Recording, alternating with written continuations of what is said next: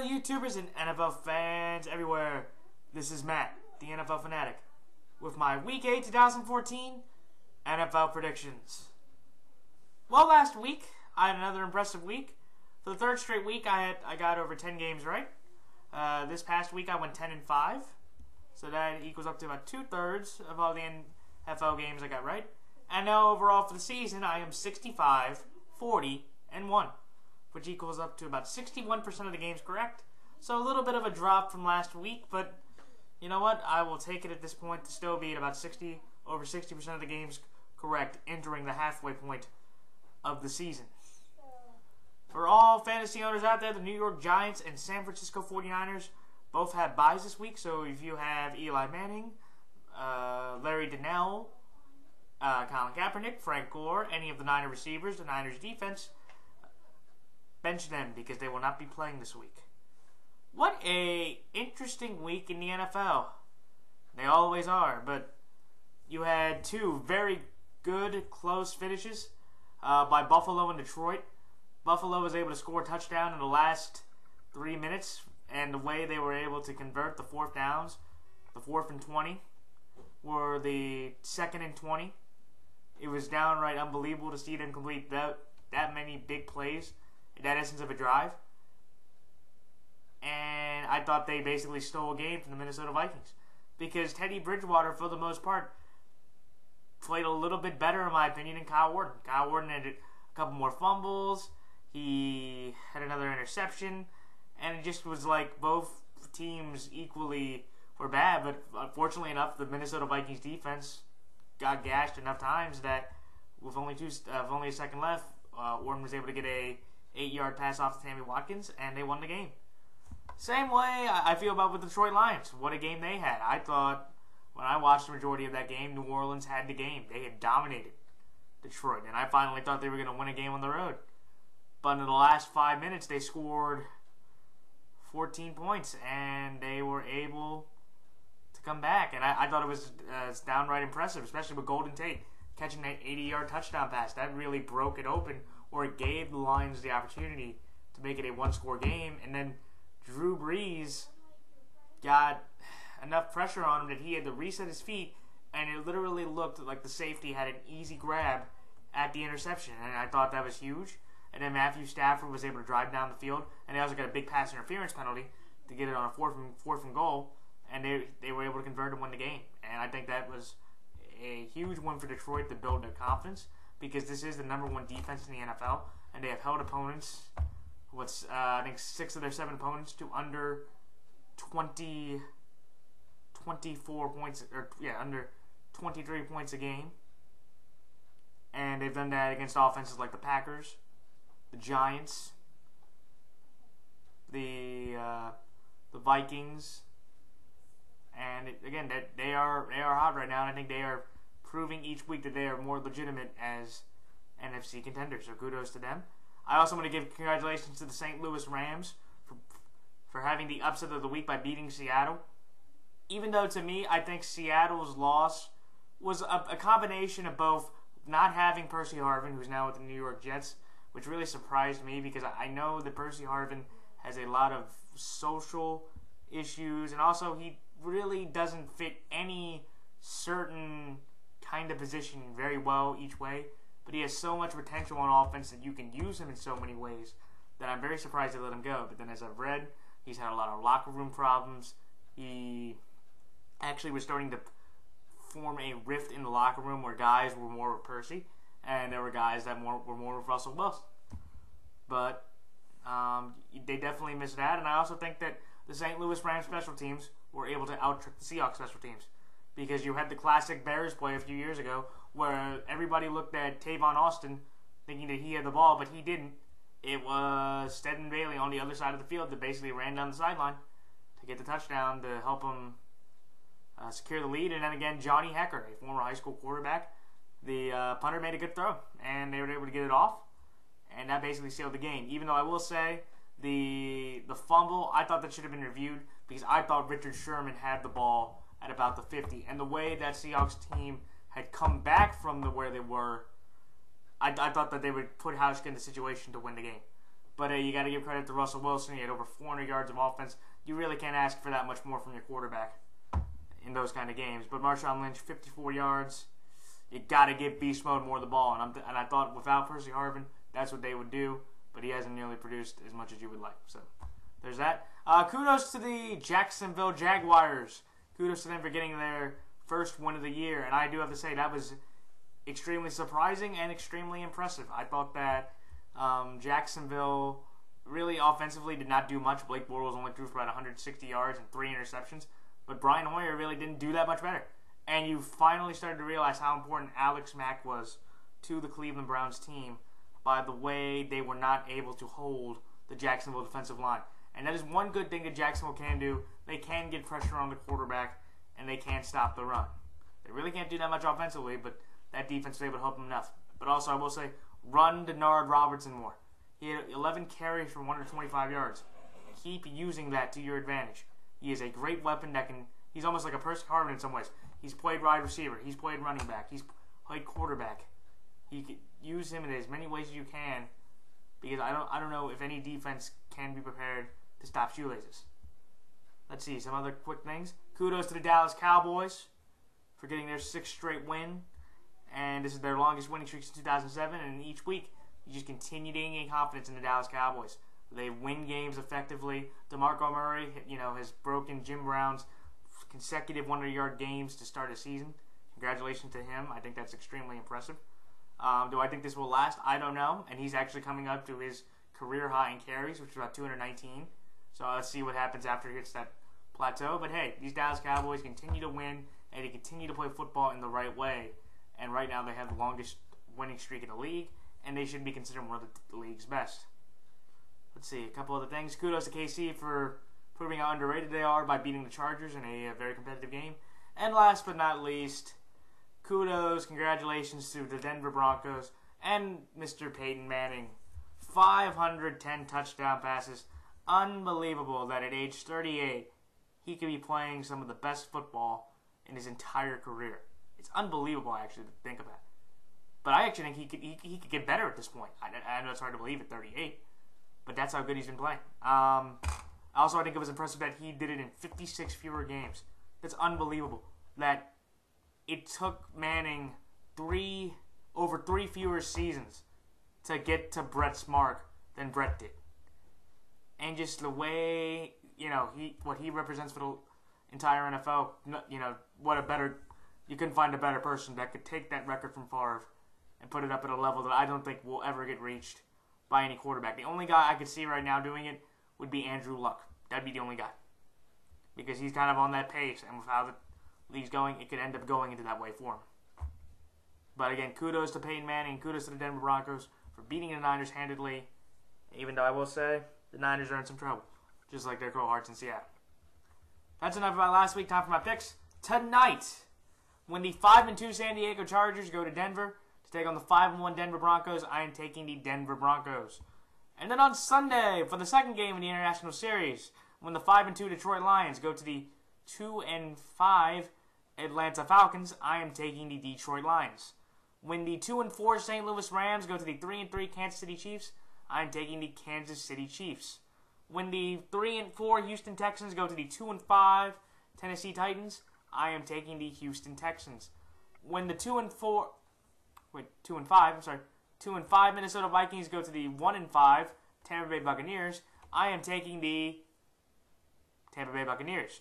When the 3-3 Seattle Seahawks go to the 3-1 Carolina Panthers, I am taking the Seattle Seahawks. When the 5-2 Baltimore Ravens go to the 3-1 Cincinnati Bengals, I'm going to take the Baltimore Ravens.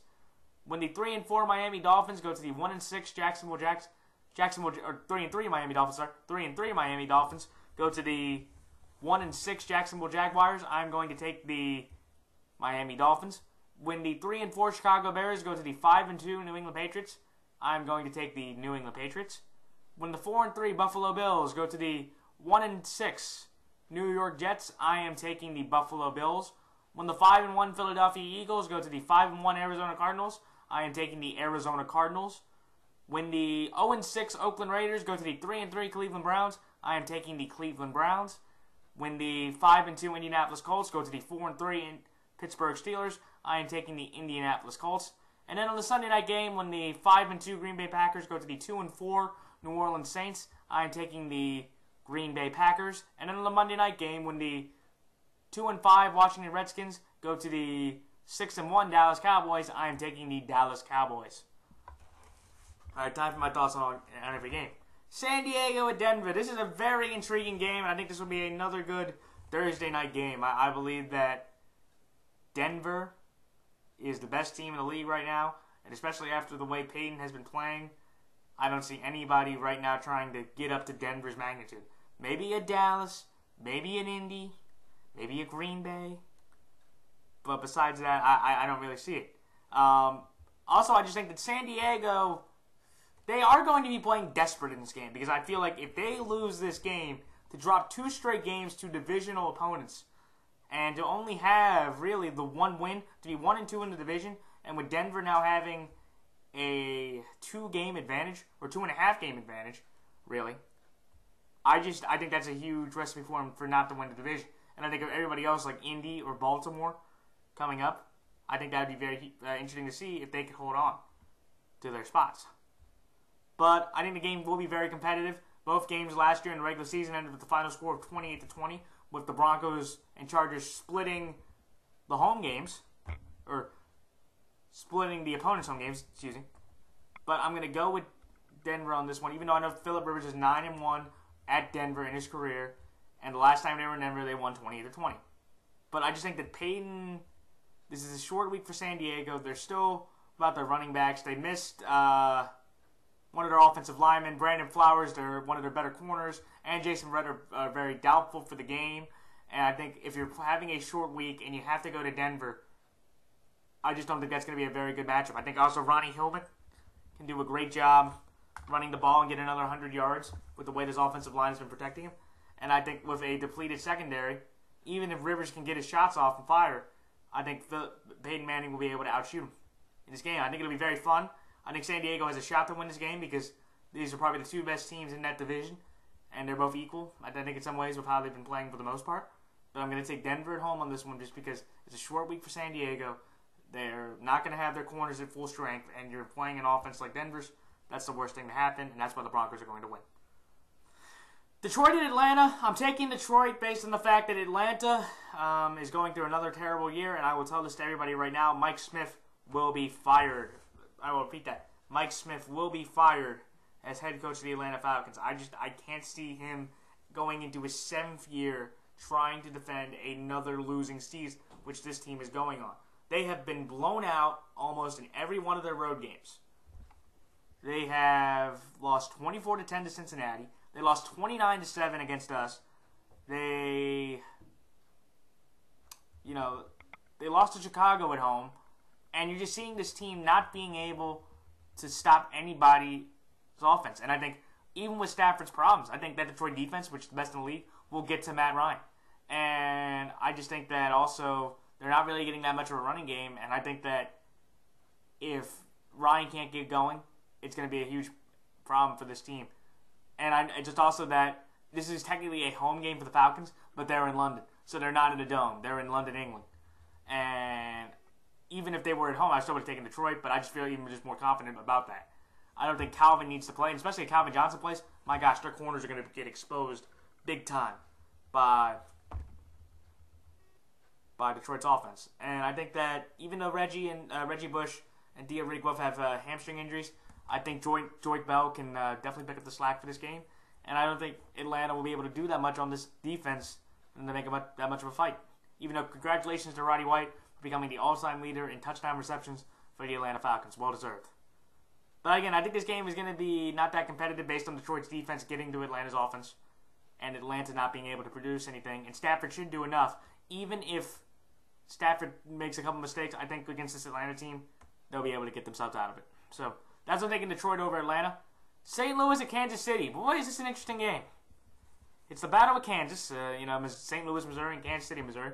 But I'm going to take KC because I think St. Louis got the Seahawks at the right time. I think if they didn't trade Percy or none of this stuff was going on, I think Seattle would have beat them. And again, like I said, I think they're going to look at the special teams plays that they did, and Casey and Andy Reid, who for the most part definitely knows how to work with special teams, and he will study that and be able to focus on that. And I also think that Alex Smith, he's had a bit of an underrated year. He's doing very well for himself with that team with very little weapons he's had. I feel that KC is going to be able to run the ball very well. I think Jamal Charles will be able to get through this line just like he did with San Diego's. And I think Alex Smith will be able to outplay Austin Davis. I think Alex Smith, he's not going to run for as much, but he can definitely throw for as many yards as Russell Wilson did. And I think Alex Smith and that team will just be able to control the clock more. And I think if they don't have those special teams plays, they're not going to be able to catch up. And I think that's not going to happen. Even though I do say that St. Louis can get to KC's offensive line. KC's offensive line has been banged up. Even though they did pretty well against San Diego, St. Louis' defense looked alive last Sunday with 3 sacks on Wilson. But I will say that KC has to definitely control the clock. And that's what I believe that what's going to happen. Also, I think they're going to take the momentum from the Kansas City Royals. Kudos to them, by the way, for winning Game 2, 7-2, and put that over St. Louis. I think St. Louis can put up a fight. Austin Davis and Alex Smith, that'll be kind of an interesting quarterback matchup. But I got KC winning the game based on Charles' running, and they're going to be more prepared for those special teams plays. Houston and Tennessee, I'm going to take Houston on this one just because Tennessee is not really look good at all. You're having a rookie quarterback start at Zach Mettenberger. They could be trading Nate Washington by the end of the week. Bishop Sankey did his part for the most part, but if you're telling me that Houston defense and that Titan offensive line, which really has not done that well at all, going up against J.J. Watt and those boys, they're going to cream that Tennessee offensive line, and Zach Mettenberger is going to have a terrible day, a terrible start for his career. Should you blame him if he does bad? No, it's his first start. But, Zach, best of luck, buddy. But I just can't trust it. I think Houston has way too many offensive weapons, and they've played well enough, even though they did have 24 points put on that defense in a 3-minute span. I just think Tennessee's offense is not nearly as potent, and you're putting Zach Mettenberger there in his first start, a bad recipe for the Titans to succeed in this game. And I don't think it'll be as close as the Redskins game was by a field goal. So that's why I'm taking the Texans to beat the Titans. Minnesota at Tampa. Oh, this was what I call my pathetic toss-up game of the week. Both these teams have been very bad. They have shown some flashes, some games, but the majority of the time they have not done well at all. But I am taking Tampa based on the fact of these couple things. Mike Glennon has looked better than Teddy Bridgewater. Mike Glennon has played better than Teddy Bridgewater. I think if Doug Martin plays, Doug Martin is better than McKinnon. And also, if you look at what Mike Glennon has to work with, Mike Glennon should have Mike Evans back, and he has more receivers to work with. And also, if the Minnesota offensive line can give up a ton of pressure to Buffalo's offensive line and Detroit's, Tampa has some good guys on their squad as well that they can get at. Can Minnesota do the same thing to Tampa's offensive line? Absolutely. But in this situation, I'm going to bank that Tampa has enough time to have had an extra week to prepare for the Vikings. They have a better advantage of quarterback and receivers and offense, and I think Bridgewater will have enough mistakes that Mike Glennon will be able to control the game, and win this game for the Vikings and to give him his 3rd win of his career. I think the game will be close, and it can be even either way because basically these teams are equal. But I'm going to take the home team that rested on a bye with the better quarterback and the better receivers to beat the Vikings. Seattle at Carolina, I'm taking Seattle based on the fact that Seattle, for the most part, has not looked bad. Has not looked bad in their last few games. They just haven't been able to close.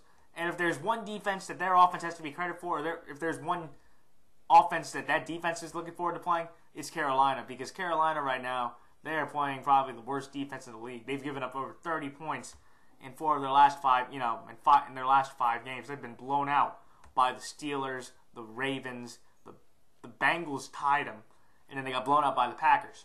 I think that they should be able to love to run on this Carolina defense, which is giving up the most rushing yards per rush in the league. And if Lynch is getting his carries, Doug Baldwin and Norwood and Paul Richardson, they should all be able to get big bombs from Russell Wilson because that Carolina secondary hasn't done that much either. Do I think Carolina can put up a little bit of a fight? They maybe could, but with how motivated the Seattle team is to show how good they can be, I just don't see it happening, and I expect Cannon to lose another one and to go to 3-4-1. And boy, Riverboat Ron, you might want to be getting on that boat because your chances are just sailing away. So that's what I'm taking Seattle over Carolina. Baltimore over Cincinnati. I'm taking the Baltimore Ravens to beat the Cincinnati Bengals based on the fact that the last 3 weeks I've lost all confidence in the Cincinnati Bengals. You can't get blown out 47-13 at New England, tie against the Panthers, and then get shut up by Indianapolis. In our last 3 weeks, we only lost by Indy by 7. We blew out the Bucks, and we basically blew out the Falcons. I know what you're saying. Those last two, again, they're not really that impressive. But we've looked more impressive the whole year than the Cincinnati Bengals have had. And remember, if for any fan out there, in Week 1 we could have beaten the Cincinnati Bengals. It wasn't for a blown coverage and Shockey Brown completely missing A.J. Green. Even though there's a second straight year A.J. Green has done a reception like that to the Ravens. And I also just feel like that this defense is very underrated. We've been able to run the ball very well. I think our offensive line can protect Flacco enough so he won't get rattled. And I just think that right now the Ravens just have a better vibe. That if you had to think who was the better team, it's the Baltimore Ravens. Because in all 7 of our games, we've at least been competitive. Have we won all of them? No. But the Cincinnati Bengal team is coming off 2 blowouts and a tie. And A.J. Green is still questionable. And the lack of offense they've had, or lack of production they've had on offense, since A.J. left, they get shut out one game and then 37. Okay, 37 is not bad, but now Marvin Jones, they're missing him, and I don't think Sanu going up against Webb or Smith, he's not going to do that much. And that's just going to leave more trouble for Dalton.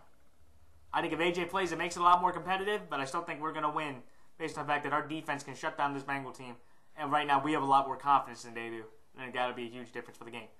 Miami at Jacksonville. I'm taking Miami based on the fact I think Jacksonville got lucky. I think Jacksonville just defense was able to make enough plays because their offense incredibly did not do enough for me to have confidence in them. But I will say this. I think Miami has definitely shown flaws on their offensive line. They've definitely shown that they can get pressure, and Tannehill has proven to make mistakes. But Ryan Tannehill last week played a great game. I thought he did extremely well. He threw for about 270 yards. He ran for another 50. He threw 2 touchdowns and no picks. And I think against this Jacksonville defense, which has shown that they've given up 45 to D.C., they've given up 44 to Indy, they've given up 33 to San Diego. Miami, definitely with their weapons, the way they've been playing, they can score enough points. And I don't think Miami will collapse their offensive line like Jacksonville, like Cleveland did. And I think Jacksonville's mistakes, they won't be able to overcome those this time around because Miami's offense will capitalize on them. I think it'll be an interesting game, but I got to take Miami in this one. Bears and Patriots. I'm taking the New England Patriots based on the fact that, look, I understand that Gerard Mayo's out now. Stephen Ridley's out. Now Chandler Jones is out for a month. And they just picked up Akeem Ayers from the Titans. But I just think that even if the Bears put up points, the Patriots will be able to put up points on this defense, and the difference would be Jay Cutler throwing an interception.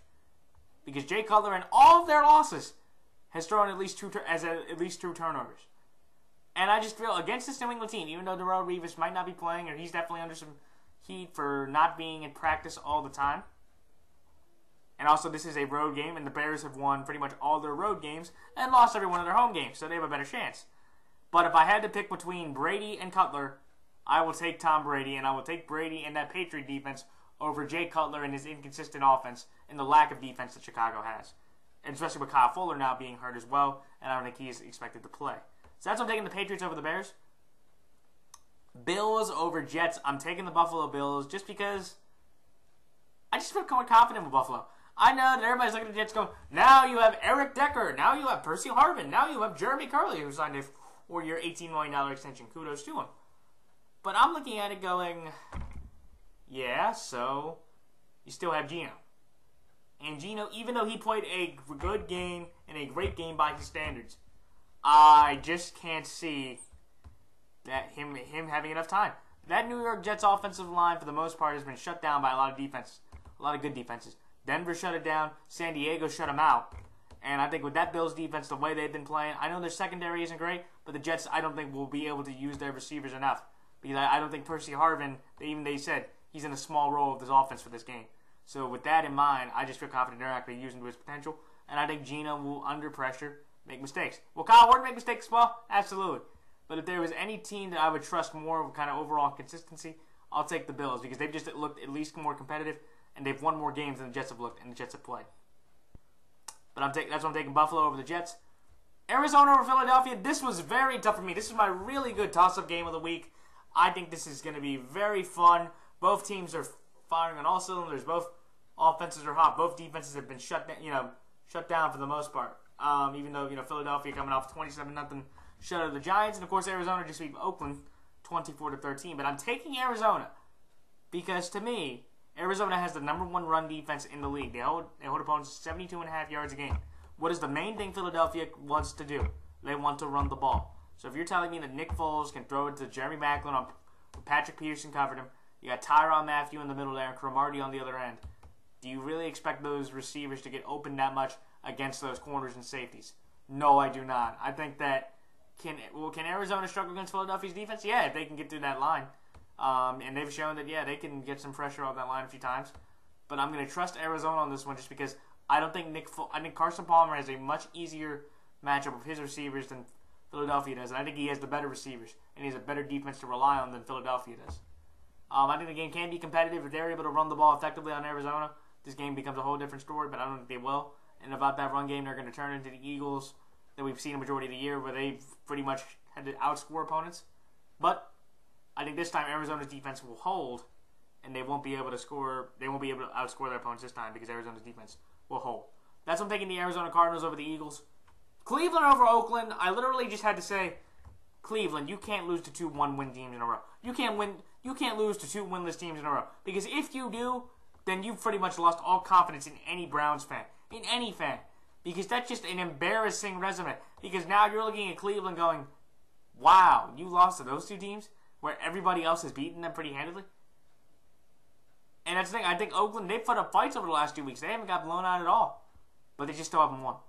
And I think Cleveland has a good enough defense that Derek Carr won't be able to do nearly as much with Joe Hayden on Jones, and Gilbert on Moore.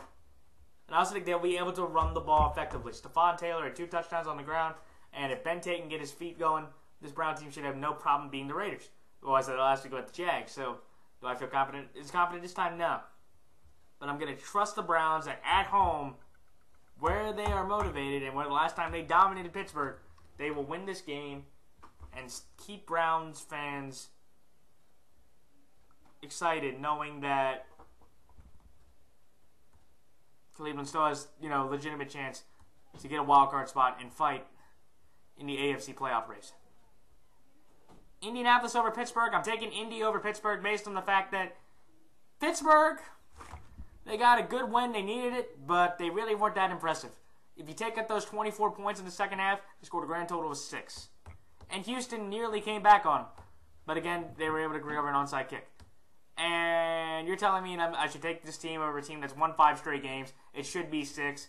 They've pretty much been in every one of their games. Andrew Luck is on fire right now. He would be an MVP candidate if I could put him out there, but I know they're not going to.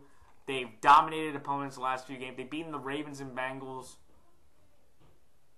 And they've beaten the Ravens, Bengals, Texans, and the Jags and Titans. They've won a 5-game winning streak, second longest in the league. And I just feel that I know Pittsburgh is a tough place to play, but this Indy team is prepared for it. Chuck Pagano, former Raven defensive coordinator, he knows the Pittsburgh atmosphere. He knows what to expect.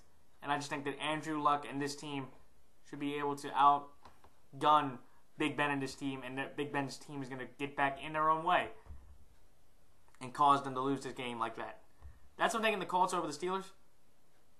Green Bay over New Orleans. I'm taking Green Bay based on the fact that Green Bay has to win this game. I know this is New Orleans at home, and I've always told people that you never not go against the Saints at home. Well, with how bad they've been playing, I'm taking the Packers. Because New Orleans has not been able to close games. They haven't. They've choked the game. They're becoming the Dallas Cowboys of last year. They are. They literally have the games in their hands. In the last few minutes, they give it up, and they lose the game. And I think that Rob Ryan's job, the way his defense has been playing, is in a lot of jeopardy. Let's see. I think this game can be competitive because both offenses can produce. And I think Jimmy Graham will be a little bit healthier.